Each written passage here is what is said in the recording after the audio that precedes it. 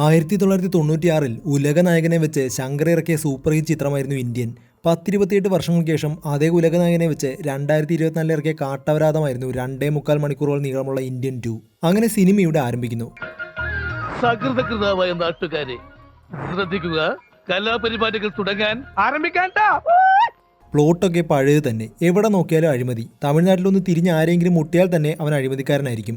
പരിശുദ്ധത്തിക്ക് മൊത്തം 60% പോயிருது.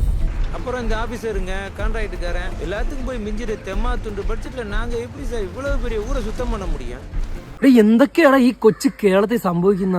ലഞ്ചം വാങ്ങി നടക്കുന്നവരുടെ നാട്. അവിടെയാണ് ഇതിനെതിരെ നമ്മുടെ സിദ്ധാർത്ഥ്, അതായത് ചിത്ര അരവിന്ദൻ, ബാർക്കിംഗ് ഡോഗ് എന്നും പറഞ്ഞ ഒരു ഉണക്ക യൂട്യൂബ് ചാനലും തുറന്നിരിക്കുന്നത്.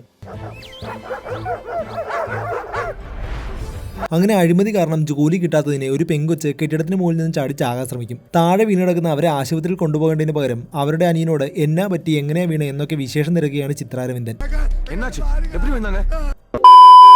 ലഞ്ചത്തിന്റെ കാര്യമൊക്കെ പിന്നീട് ചോദിക്കാം. ആ കൊച്ചിനെ ആംബുലൻസ് വിളിച്ച് ആശുപത്രി കൊണ്ടുപോടാൻ മൊണ്ണേ. അപ്പോഴേക്കും പോലീസ് വരും. അവരുടെ മുന്നിൽ സിദ്ധാർത്ഥ് വൺ ഷോ. അപ്പോഴേക്കും പോലീസ് ചോദിക്കും, നീ ഏതാടാന്ന്. ചിത്ര അരവിന്ദൻ, സോഷ്യൽ മീഡിയ, ഇപ്പൊ ഐ വിറ്റ്നസ്. ബഹളമുണ്ടാക്കിയതിന് സിദ്ധാർത്ഥിനെ പോലീസ് പൊക്കും. അവനെ കാമുകമായി പുറത്തിറക്കും. എന്നിട്ട് അവനെ കുറെ പുച്ഛിക്കും. തന്റെ ഉണക്ക ചാനലും കൊണ്ട് അഴിമതി ഇല്ലാണ്ടാക്കാൻ പറ്റില്ലെന്ന് അപ്പോഴാണ് അവന് ബോധം വരുന്നത്. അങ്ങനെ അവൻ പണ്ടെങ്ങോ കാണാതെ പോയ ഇന്ത്യൻ താത്തയെ കൊണ്ടുവരാൻ നോക്കും. ഇന്ത്യൻ താത്ത 96 തന്നെ നടക്കാൻ വയ്യ. അന്ന് തന്നെ 78 വയസ്സുണ്ട്. അയാൾ ജീവിച്ചിരിപ്പുണ്ടോ എന്ന് പോലും അറിയില്ല. ഉണ്ടയിൽ കണ്ണും കാണാൻ വയ്യാതെ ഒന്ന് എണീറ്റ് നടക്കാൻ പോലും പറ്റാത്ത അവസ്ഥയായിരിക്കും. പക്ഷെ കൂടെയുള്ളവർ പറഞ്ഞിട്ടും കേൾക്കാതെ താത്തയെ കൊണ്ടുവരാൻ വേണ്ടി നടന്ന സംഭവങ്ങളൊക്കെ കാണിച്ചുകൊണ്ട് കംബാക്ക് ഇന്ത്യൻ എന്നും പറഞ്ഞ് ഹാഷ്ടാഗ് ഇട്ടങ്ങ് വൈറലാക്കും. ലോകം മുഴുവൻ ഇത് ട്രെൻഡിങ്. എല്ലാവർക്കും ഇത് മാത്രമേ പറയാനുള്ളൂ. ചിത്ര അരവിന്ദൻ എന്തിട്ടാലും ട്രെൻഡിങ്. അതെ, ആൾക്കാർക്ക് വേറെ ഒരു പണിയുമില്ലല്ലോ. ഇവന്റെ ഹാഷ്ടാഗ് നോക്കിയിരിക്കലല്ലേ പണി. അപ്പോഴേക്കും സിദ്ധാർത്ഥിന് മെസ്സേജ് വരും, ഇന്ത്യൻ താത്ത തായ്പേയിലുണ്ടെന്ന്. എല്ലാവരും വൺ ഹാപ്പി.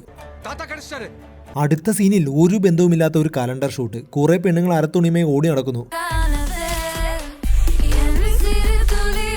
എന്തിനാണ് ശങ്കരണ്ണ ഇങ്ങനെ പൈസ കളഞ്ഞേ? കുറച്ച് പൈസ ഞങ്ങൾക്കിതാ. അങ്ങനെ പാട്ട് തീരുമ്പോൾ ഈ പെണ്ണുങ്ങളെയും കൊണ്ട് ഒരു കോടീശ്വരൻ ബോട്ടിലേക്ക് കയറും. പിന്നെ മുറിക്കകത്ത് കയറി നോക്കുമ്പോൾ കോടീശ്വരൻ ഒരു കുട്ടി ആമയെയും കൊണ്ട് മോഡൽസിന്റെ വയറ്റിലിട്ട് വൻ കളി. അത് കണ്ട് അസൂയമൂത്ത താത്ത വന്ന് കോടീശ്വരനിട്ട് ഒരു മർമാണി കുത്തങ്ങ് വെച്ചു കൊടുക്കും. ഇതിന്റെ പ്രത്യേകത എന്തെന്നാൽ കുത്തുകൊള്ളുന്നവൻ പെണ്ണിന്റെ സ്വഭാവമായി മാറും. പക്ഷെ ഇവിടെ നിമിഷ നേരം കൊണ്ട് അവന്റെ ചുണ്ടിൽ ലിപ്സ്റ്റിക് വരെ വരും. ഇതാരാ ശങ്കരണ്ണ ചെയ്തത്? ആരാ ചെയ്തത് പറ. ഷോട്ടിന്റെ ഇടയ്ക്ക് ലോജിക്ക് നോക്കാതെ അണ്ണൻ തന്നെയാവും ഈ ലിപ്സ്റ്റിക് ഇട്ട് കൊടുത്തത്. ഒന്നാമതേ താത്തയ്ക്ക് വയ്യ. നല്ലൊരു തോക്ക് കയ്യിലിരുന്ന് കളഞ്ഞിട്ട് താത്ത ബെൽറ്റ് ഊരും. ആണല്ലോ. നോ ഗൈസ്, താത്ത കത്തിയെടുത്തതാണ്. ശേഷം ആ കോടീശ്വരനെ താത്ത കുത്തിക്കൊല്ലും. ഇതിനിടയിൽ താത്തയെ തപ്പി നടന്ന കാളിദാസ് ഒരുവിധം താത്ത താമസിക്കുന്ന സ്ഥലം കണ്ടെത്തുന്നു. അവിടെ പിള്ളേരെ മർമാണിയും പഠിപ്പിച്ച് ഒളിച്ച് താമസിക്കുകയാണ് കള്ളക്കിളവൻ. ഇന്ത്യയിൽ നടക്കുന്നത് വല്ലതും അറിയുന്നുണ്ടോ എന്ന് കാളിദാസ് ചോദിച്ചതും 106 വയസ്സുള്ള താത്ത തന്റെ ലാപ്ടോപ്പ് എടുത്ത് തിരിച്ചിട്ട് പറഞ്ഞു, ഞാൻ എല്ലാം വാച്ചിങ് ആണ് മോനെ. കണ്ണ് ഓപ്പറേഷൻ കഴിഞ്ഞ ആഴ്ച കഴിഞ്ഞു. കുറച്ചൊക്കെ വ്യക്തതയുണ്ട്. അങ്ങനെ താത്ത തീരുമാനിക്കും, ഞാൻ ഇന്ത്യയിലേക്ക് വരികയാണ്. അഴിമതിയും കൊലപാതകവും ഒക്കെ നന്നായി കൂടിയാലല്ലേ എനിക്ക് വന്ന് എന്തേലും ചെയ്യാൻ പറ്റൂ. അതാണ് താമസിച്ചത്, സോറി കേട്ടോ. അങ്ങനെ തന്റെ ഫേക്ക് ഐഡിയിൽ നിന്നും താത്ത ഒരു റിപ്ലൈ കൊടുക്കുന്നു, coming soon.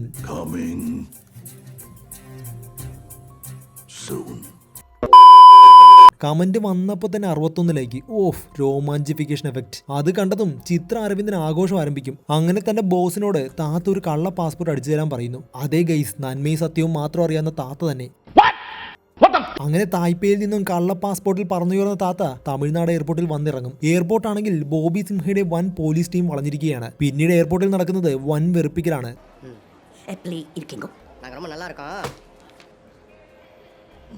Madurai Meenakshi Temple, Tanjore, Chidambaram, also good.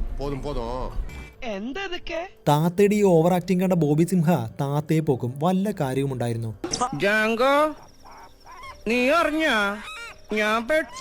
അതിനിടയ്ക്ക് പോലീസിന്റെ ശ്രദ്ധ മാറിയതും അവന്റെ തന്നെ തോക്കെടുത്ത് താത്തയുടെ വേറെ ലെവൽ കളികൾ. എന്നിട്ട് നെടുമുടി മേടിച്ചേട്ടനെ തോക്കിൻ മുന്നിൽ നിർത്തി കാറിൽ അവിടെ നിന്നും രക്ഷപ്പെടും.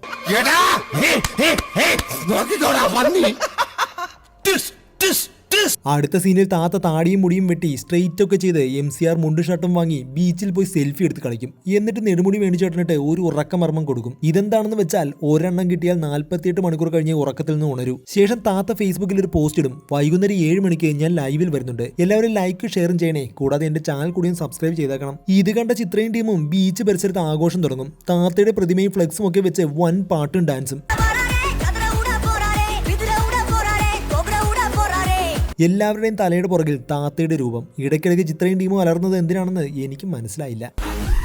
പിന്നെ ഫേസ്ബുക്കിനെ മൂഞ്ചി ബുക്ക് എന്നാണ് ഇവന്മാർ പറയുന്നത്. അങ്ങനെ 7 മണിക്ക് ഇങ്ങേര് മൂഞ്ചി ബുക്കിൽ ലൈവ് വരുന്നത് നോക്കി ഇന്ത്യ മുഴുവൻ കാത്തിരിക്കുകയാണ്. കടലിൽ പോയ മീൻകാർ വരെ ലൈവ് നോക്കിയിരിക്കുന്നു. അങ്ങനെ ഏതോ സ്ഥലത്ത് സെൽഫി സ്റ്റിക്കും പിടിച്ച് താത്ത ലൈവിൽ വരും. വന്നു കഴിഞ്ഞപ്പോൾ മോനെ വ്യൂസ് കയറുന്നത് മില്യൺസ് വെച്ചിട്ടാണ്. ഇടയ്ക്ക് നോക്കുമ്പോൾ 220 മില്യൺ എത്തി. പിന്നെ ഇങ്ങനെ കൂടിക്കൊണ്ടിരിക്കുന്നു. അങ്ങനെ താത്ത പ്രസംഗം തുടങ്ങി. നിങ്ങളുടെ വീടുകളിൽ അഴിമതി കാണിക്കുന്നവരെ തെളിവുകളോടെ പിടികൂടി നിയമത്തിന് മുന്നിൽ കൊണ്ടുവരണം. പക്ഷെ 2 കൈയും പുറകിൽ കെട്ടി ഇങ്ങനെ നടക്കുമ്പോൾ സെൽഫി സ്റ്റിക്കും ഫോണും ഇങ്ങനത്തെ കൊച്ചുമോനാണോ വന്ന് പിടിക്കുന്നത്? അതോ സെൽഫി സ്റ്റിക്ക് തനിയെ നടക്കാൻ തുടങ്ങിയോ? ഞാൻ കുറച്ച് ഓവറായില്ലേ? ശേഷം താത്ത കൈക്കൂലി വാങ്ങിയ വേറൊരു കിളവനെ പിടിച്ചു കെട്ടി ഒരു പാട്ട് മർമ്മം അങ്ങ് കീച്ചും. ഇതിന്റെ പ്രത്യേകത എന്താണെന്ന് വെച്ചാൽ കുത്തുകൊണ്ടാ പിന്നെ പാട്ട് പാടിക്കൊണ്ടേയിരിക്കും. അങ്ങനെ താത്തയുടെ മർമാണി കുത്ത് കിട്ടിയ കൈക്കൂലിക്കാരൻ പാട്ട് പാടിക്കൊണ്ടേയിരിക്കും. ഇതിന് മാത്രം മർമ്മം എവിടുന്നാണോ എന്തോ.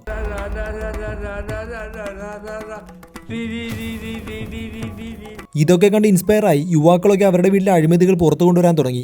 SJ സൂര്യയുടെ കയ്യിൽ നിന്ന് ലഞ്ചം വാങ്ങിയ അമ്മയെ ഇവള് തന്നെ വീഡിയോ റെക്കോർഡ് ചെയ്ത് പോലീസിന് പിടിച്ചു കൊടുക്കും. പിന്നെ നമ്മുടെ രാഹുൽ പ്രീതിന്റെ ഏട്ടൻ, അവനാണെങ്കിൽ വേറൊരു സൈക്കോ. പൈസ കൊടുത്ത് ഡോക്ടർ പട്ടം മേടിച്ചവൻ, അപ്പൻഡിക്സ് ഓപ്പറേഷന് വേണ്ടി രോഗിയെ കമഴ്ത്തി കിടത്തി ഓപ്പറേറ്റ് ചെയ്തവൻ, അപ്പൻഡിക്സ് കാണാതെ വന്നപ്പോൾ കൂട്ടുകാരനെ വിളിച്ച് യൂട്യൂബ് നോക്കി കറി വെച്ചവൻ, ഓപ്പറേറ്റ് ചെയ്ത മരം കൊത്തി മോറനാണിവൻ. പിന്നെ ഇവനാണെങ്കിൽ അളിയനെ ലഞ്ചം വാങ്ങിയതിന് പോലീസിന് പിടിച്ചു കൊടുക്കും. അതിനിടയ്ക്ക് മുട്ടുകാലിന് കുഴമ്പിട്ട് താത്ത വന്നത് സ്വർണം കൊണ്ട് ബംഗ്ലാവ് ഉണ്ടാക്കിയവന്റെ വീട്ടിലേക്കാണ്. കട്ടിൽ, സോഫ, ഭിത്തി, സീലിംഗ്, തൂണുകൾ, ഡ്രസ് എന്ന് വേണ്ട അങ്ങനത്തെ കക്കൂസ് പോലും സ്വർണം. ഇത്രയും പണം നീ ലഞ്ചം വാങ്ങി മേടിച്ചാണെന്ന് പറഞ്ഞ് താത്ത അവരുടെ ഒരു കുതിരപർമ്മം വെച്ചു കൊടുക്കും. അതോടെ കുതിരയെ പോലെ നിർത്താതെ ഓടുകയാണ് ലഞ്ചം വാങ്ങിയവൻ. അങ്ങനെ ഓടി ഒരു ഓവർ ബ്രിഡ്ജിന് താഴേക്ക് ആടി അയാളും ഡെഡ്. അടുത്തതായി താത്ത പോകുന്നത് 2030 ചൊവ്വയിലേക്കുള്ള ഹ്യൂമൻ കോളനി മിഷനിലേക്ക് ഒരു സീറ്റും വാങ്ങി സീറോ ഗ്രാവിറ്റി പരിശീലനം ചെയ്യുന്ന വേറൊരു ലഞ്ചക്കാരനെ തിരഞ്ഞാണ്. അവനെ പിടിച്ച് മോന്തക്കെട്ട് കൊടുത്തു ഒരു തുപ്പൽ മർമ്മം. പിന്നെ വേറൊരു കാര്യം, താത്തയ്ക്ക് പരിശീലനമൊന്നും വേണ്ട, സീറോ ഗ്രാവിറ്റി ഒക്കെ പണ്ടേ അറിയാം. അതുകൊണ്ട് ഇതൊക്കെ കണ്ട് ചോദ്യം ചോദിച്ചാൽ ഇതുവരെ കാണാത്ത മർമാണി കുത്തങ്ങ് വെച്ച് തരും ഞാൻ പറഞ്ഞേക്കാം. അങ്ങനെ തുപ്പൽ തുപ്പി അവന്റെ പണി തീരും. ശേഷം അവന്റെ തുപ്പൽ വെച്ച്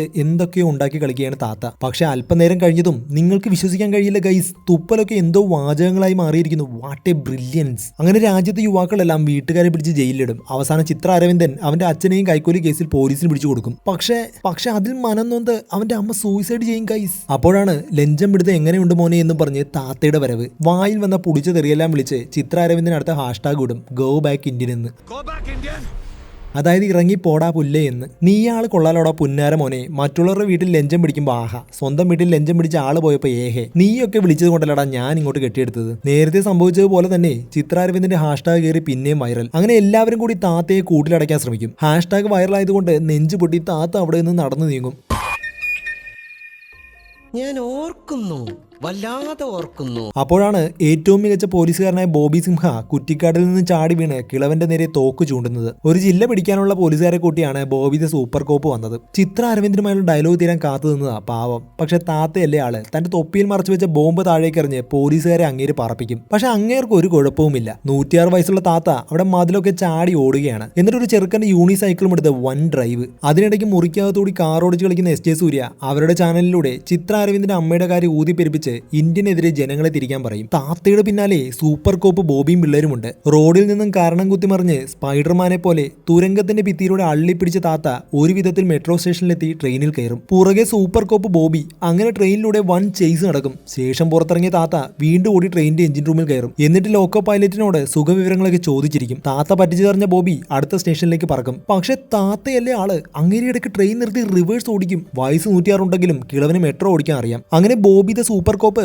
വീണ്ടും മണ്ടനാകും. താത്ത സ്റ്റേഷന് വെളിയിലിറങ്ങി റോഡിലൂടെ പോകുമ്പോൾ കുറെ ഗുണ്ടകൾ പുറകെ ചേസ് ചെയ്യും. അങ്ങനെ ഒരു ഗോഡൌണിൽ കയറിയ താത്തപ്പെടും. ജിമ്മന്മാരൊക്കെ ഷർട്ട് വലിച്ചൂരി മസിലുകളൊക്കെ പുറത്തിടും. എന്നാൽ ഒരു ആവേശത്തിന് ഷർട്ടൂരിയ താത്തയുടെ ബോഡി കണ്ട ജിമ്മന്മാർ ആക്കിച്ചിരിക്കും. പക്ഷെ പെട്ടെന്ന് കണ്ണടച്ച് ധ്യാനിച്ചുകൊണ്ട് നമ്മുടെ താത്ത ഒന്ന് മുക്കിയതും മോനെ ശരീരത്തിലുള്ള സകല മസിലുകളും അങ്ങോട്ട് പൊങ്ങി വരും.